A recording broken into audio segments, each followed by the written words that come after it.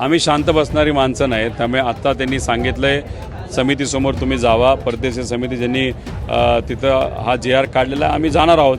त्या समितीला जर ऐकलं नाही तर मग सरकारच्या विरोधात आम्हाला रस्त्यावर परत एकदा उतरावं लागेल. आपल्यासोबत आमदार रोहित पवार आहेत. आपण त्यांच्याशी संवाद साधणार आहोत. शेतकऱ्यांच्या प्रश्नांसाठी गेल्या अनेक दिवसांपासून आंदोलन करत आहात, मग ते मराठवाड्यामध्ये असो किंवा पंढरपुरात असो. आज मुख्यमंत्र्यांसोबत चर्चा झालेली आहे. नेमके कोण त्या बैठकीला उपस्थित होते आणि नेमकी काय चर्चा झाली? जितेंद्र आव्हाड साहेब होते, विजय वडेवट्टीवार होते, संदीप क्षीरसागर होते, राजू खरे होते, कैलास पाटील होते, अभिजित पाटील होते, अनिकेत देशमुख होते आणि आम्ही सगळेजण मिळून महाजन साहेब आणि मुख्यमंत्री साहेबांशी चर्चा केली. त्यात आम्ही जे काही मुद्दे घेऊन लढत आहोत ते तिथं मांडले. त्यांच्या अधिकाऱ्यांनी त्यांना काही वेगळे आकडे सांगितलेले आहेत, पण आम्ही आकड्यासकट तिथं युक्तिवाद केला आणि मग त्यांचं म्हणणं आलं की तुम्ही परदेशी समितीसमोर जावा, कारण परदेशी समितीली तो तिथं JR काढला आहे आणि पुढच्या आठवड्यातच, कारण आमचं म्हणणं होतं की अजून लांबून चालणार नाही, पुढच्या आठवड्यात आम्ही भेटत आहोत, चर्चा करणार आहोत आणि आमचे आकडे जे आम्हाला विश्वास आहे की ते चुकलेले नाहीत ते त्यांना मान्य करावेच लागतील. त्यामुळे त्या समितीच्या समोर ते मांडू. मग समिती त्या बाबतीत काय करते बघू. समिती जर सकारात्मक नसेल आणि सरकारसुद्धा या बाबतीत सकारात्मक नसेल, आता आहे असं तरी जाणवते नसेल, तर मग आम्हाला रस्त्यावरची लढाई लढावं लागेल. अशा किती मागण्या आहेत? कारण की फक्त एक मागणी जी आहे ती मोठ्या प्रमाणात गाजते, ती म्हणजे सरसकट कर्जमाफी. त्यामध्ये विम्याचं देखील झालं. विम्याचं देखील ज्या योजना जाहीर करण्यात आल्या त्या योजना फक्त कागदावरती आहेत, अजून शेतकऱ्यांपर्यंत त्या विम्याच्या योजना पोहोचलेल्या आहेत. 2019ला जे काही ही कर्जमाफी लिंक केलेली होती, एकतर 2019ला लिंक करू नका. 50,000ची अट काढा, 2 लाखापर्यंत तुम्ही घेऊन जावा. रेग्युलर असणाऱ्या शेतकऱ्यांना तुम्ही जे काही 5 वर्षाची अट टाकली त्यात तुम्ही 23-24, 24-25, 25-26 यातल्या 2 वर्ष आणि त्यात 25-26, 26-27 अजून 2 वर्ष, 26-27 अजून झालं नाही.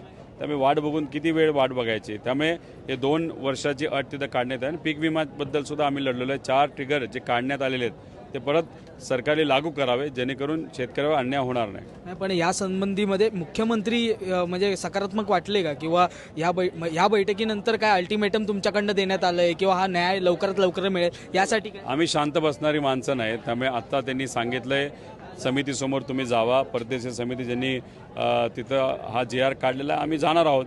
त्या समितीला जर ऐकलं नाही तर मग सरकारच्या विरोधात आम्हाला रस्त्यावर परत एकदा उतरावं लागेल. यापूर्वी बैठकीसाठी तुम्हाला वेळ देण्यात आली होती, परंतु ती भेट कधी झालीच नाही, ती बैठक कधी झालीच नाही. आत्ता नेमकं तुम्ही मराठवाड्यात जेव्हा गेला होता तेव्हा तुम्ही आंदोलन केलं, तेव्हाही वेळ आली. म्हणजे दोनदा तुम्ही झटके दिले तेव्हाही जाग आली असं म्हणावं लागेल. झटके दिल्यानंतर जाग तरी आली, बैठक तर झाली, मार्ग निघेल अशी आमची अपेक्षा आहे.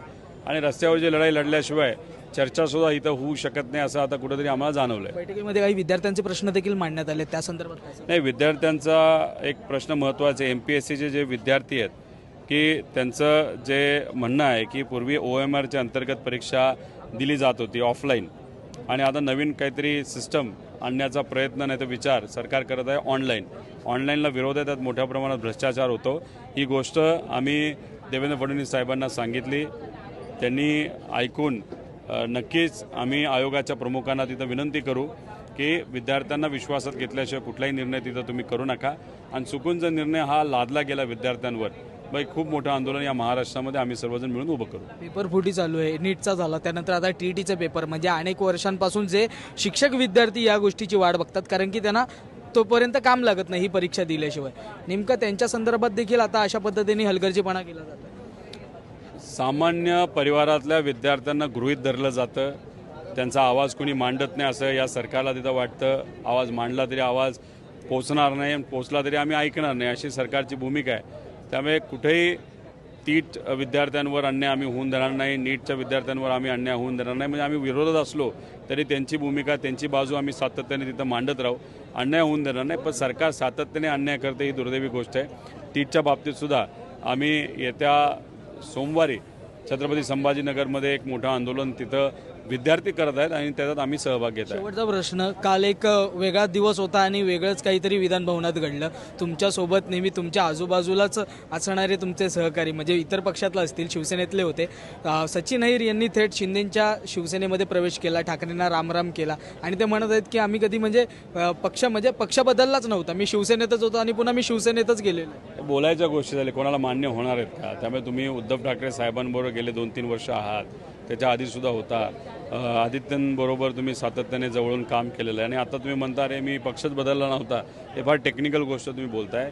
हे लोक भावनिक असतात, लोकांना हे कळणार नाही, समजणार नाही आणि लोक हे मान्यसुद्धा करणार नाही. त्यामुळे द्यायचं म्हणून कारण त्यांनी दिलं आहे. ठाकरेंच्या शिवसेनेतले सगळेच नेते गेले होते, यामध्ये तुमच्या म्हणजे पक्षातल्या नेत्यांवरती तुमचा भरोसा आहे का? कारण की इतक्या जवळच्या ठाकरेंच्या किचन कॅबिनेटमधले जर नेते जात असतील तर म्हणजे राष्ट्रवादीचे नेमकी आमच्या आमदारांवर, खासदारांवर आम्हाला विश्वास आहे. आणि विषय एवढाच आहे की आता उद्धव ठाकरे साहेबांचे नेते गेले असले तरी कार्यकर्ते आणि मतदार तर तिथं आहेतच. धन्यवाद आमची संवाद साधल्याबद्दल. आपल्यासोबत या ठिकाणी आमदार रोहित पवार होते. आपण त्यांच्याशी संवाद साधला. जे काही विषय झालेला आहे त्यांनी संपूर्णतः आपल्यासोबत संवाद साधून सांगितलेलं आहे. एकंदरीत शेतकऱ्यांसंदर्भात जी काही मागणी होती, शेतकऱ्यांसंदर्भात जे काही आंदोलन त्यांनी छेडलं होतं, सरसकट कर्जमाफी असेल, त्याचबरोबर विम्याच्या ज्या काही 3 ज्या बाबी नोंदवलेल्या आहेत, त्या ज्या काही अटी असतील त्या काढून टाका, अशा पद्धतीची त्यांनी मागणी केलेली आहे. त्याच्यामुळे आता हे पाहणं फार महत्त्वाचं असेल. आजच्या बैठकीनंतर नेमकं विद्यार्थ्यांना न्याय मिळतोय का, शेतकऱ्यांना न्याय मिळतोय का, सरकार नेमका काय विचार करतंय आणि यावरती नेमका तोडगा काय काढतंय. मुंबईहून मी आदित्य जाधव, कॅमेरामॅन आदित्य कासारेसह तुम्ही पाहतात लोकमत.